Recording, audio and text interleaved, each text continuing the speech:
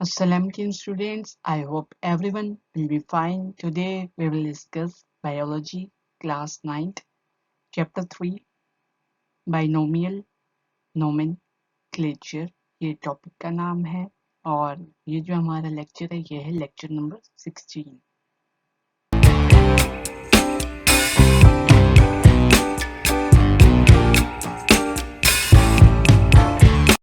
Now सबसे पहले हम देखते हैं जी बाइनोमियल नोमेनक्लेचर होता है क्या. Binomial nomenclature जो है वो system है of naming species in biology wherein each species is given a unique scientific name consisting of two parts, the genus name and the species name. Binomial nomenclature जैसे हमारे पास physics में होता है system of international units, इसी तरह binomial nomenclature जो है वो नेमिंग का सिस्टम है इन बायोलॉजी. इसमें हम क्या करते हैं, जो स्पीशीज होती हैं हर स्पीशीज को एक यूनिक साइंटिफिक नेम असाइन कर देते हैं और जो साइंटिफिक नेम होता है ये दो पार्ट्स के ऊपर कंसिस्ट होता है. एक होता है जीनस नेम और एक होता है species name. It is widely used in biological taxonomy and classification. जो बाइनोमियल नोमेनक्लेचर है वो टेक्सोनॉमी और क्लासिफिकेशन में यूज होता है. The genus name is written first and is always capitalised. जो जीनस नेम है वो पहले लिखा जाएगा और कैपिटल लेटर्स में लिखा जाएगा. while the species name is written second and is not capitalized. और जो species name है वो genus name के बाद लिखा जाएगा और ये कैपिटल लेटर से नहीं लिखा जाएगा. both names are typically italicized or underlined when written in print. जब हमने प्रिंट फॉर्म में लिखना है तो या तो हम उसको इटैलिक लिखेंगे या उस नेम को अंडरलाइन कर देंगे. एग्जाम्पल क्या जी, biological name of human beings is homo sapiens. जो ह्यूमन बींग्स का बायोलॉजिकल नेम है वो क्या है, होमो सैपियंस. अब यहाँ पे क्या है, जो एच है वो कैपिटल है और ये क्या है, होमो जो है ये जीनस नेम है और सैपियंस क्या है, स्पीशीज नेम है. ये बाइनोमियल नोमेनक्लेचर. सबसे पहले है जी universal language. Binomial nomenclature provides a universal language for scientists worldwide to identify and refer to species. ये जो है binomial nomenclature ये हेल्प करते हैं कि पूरी दुनिया के जितने भी साइंटिस्ट हैं वो किसी स्पीशी को आइडेंटिफाई या रेफर कर सकें. It overcomes the limitations of common names which can vary across languages and regions.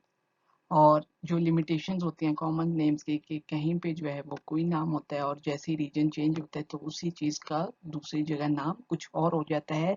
इस लिमिटेशन को ओवरकम करने के लिए क्या है, बाइनोमियल नोमेनक्लेचर एक अहम किरदार अदा करता है.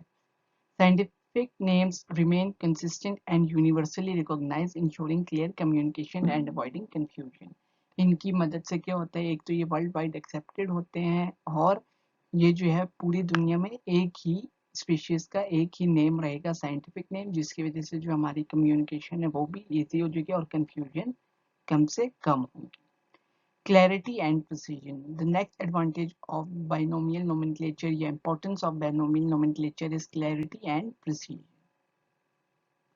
The use of binomial names enhances clarity and precision in species identification. एक तो हमारी क्लैरिटी हो जाती है कि कौन सी स्पीशीज इस बात में आइडेंटिफाई हुई है या हमें करनी है identify. Each name is unique to a specific species, preventing ambiguity or misidentification. हमारी जो कंफ्यूजन है वो भी दूर हो जाती है. The two-part structure allows for more specific and accurate identification, as a genus represents a broader group, while a species epithet designates a particular species within that genus. Genus क्या होता है, broader group होता है और फिर उसको हम break down करते हैं species. यानी कि सबसे पहले हम broader group में गए और फिर उसमें देखा कौन कौन से species लाइक कर रही हैं और फिर species name से हम उस particular species के ऊपर पहुंच गए. Next है जी taxonomic classification. Binomial nomenclature is closely tied to the taxonomic classification system.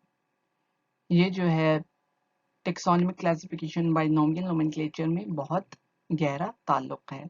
The genus and species name reflect the hierarchical relationship among organisms. जो जीनस स्पीशीज नेम है वो हमें बताता है कि उन ऑर्गेनिजम्स का hierarchical रिलेशनशिप एक दूसरे से कैसा है.